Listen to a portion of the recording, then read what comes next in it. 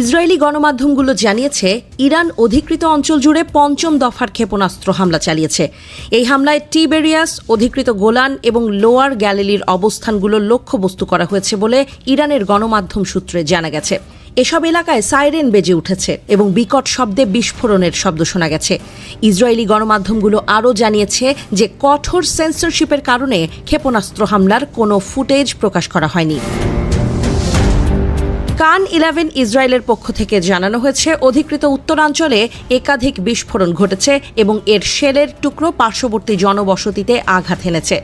Israeli সামরিক বাহিনী অধিকৃত অঞ্চলে নতুন করে ইরানের ক্ষেপণাস্ত্র হামলার বিষয়টি নিশ্চিত করেছে এবং বেসামরিক নাগরিকদের পরবর্তী নির্দেশ না দেয়া পর্যন্ত আশ্রয় কেন্দ্রে থাকার নির্দেশ দিয়েছে।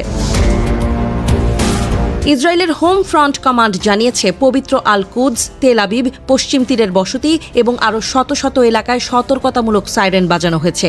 ইসরায়েলি গণমাধ্যমগুলো আরও নিশ্চিত করেছে যে বেশ কয়েকটি ক্ষেপণাস্ত্র তেল আবিব এবং অধিকৃত উত্তর ফিলিস্তিনে আঘাত হেনেছে। অধিকৃত ফিলিস্তিনের মধ্যাঞ্চলের আবাসিক এলাকায় শক্তিশালী বিস্ফোরণের শব্দ শোনা গেছে। এই হামলার ফলে ইসরায়েল এবং ইরানের মধ্যে উত্তেজনা আরও তীব্র হয়েছে। পঞ্চম দফার এই হামলা প্রমাণ করে যে পরিস্থিতি ক্রমেই অবনতির দিকে যাচ্ছে। অধিকৃত অঞ্চলগুলোতে বারবার হামলা চালানো হচ্ছে, যা আঞ্চলিক স্থিতিশীলতার জন্য বড় ধরনের হুমকি। কঠোর সেন্সরশিপের কারণে ক্ষয়ক্ষতির সঠিক পরিমাণ জানা না গেলেও ইসরায়েলি সামরিক বাহিনীর পক্ষ থেকে বেসামরিক নাগরিকদের আশ্রয় কেন্দ্রে থাকার নির্দেশ এবং সাইরেন বেজে ওঠার ঘটনা পরিস্থিতি যে গুরুতর তা স্পষ্ট। তেল আবিব এবং অন্যান্য জনবহুল এলাকায় ক্ষেপণাস্ত্র আঘাত হানার খবর স্থানীয়দের মধ্যে ব্যাপক আতঙ্ক সৃষ্টি করেছে।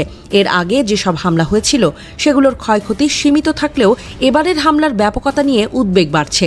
ইসরায়েলি সরকার এবং সামরিক বাহিনী এখনো পর্যন্ত কী ধরনের পাল্টা ব্যবস্থা নেবে সে বিষয়ে কোনো স্পষ্ট তথ্য দেয়নি, তবে পরিস্থিতি পর্যবেক্ষণ করা হচ্ছে। একদিকে যেমন ইরানের ক্রমাগত হামলা ইসরায়েলের নিরাপত্তা ব্যবস্থাকে প্রশ্নের মুখে ফেলছে, তেমনি ইসরায়েলের পাল্টা পদক্ষেপের হুমকি পরিস্থিতিকে আরও জটিল করে তুলছে। এই সংঘাতের চূড়ান্ত পরিণতি কী হবে তা এখনই বলা কঠিন।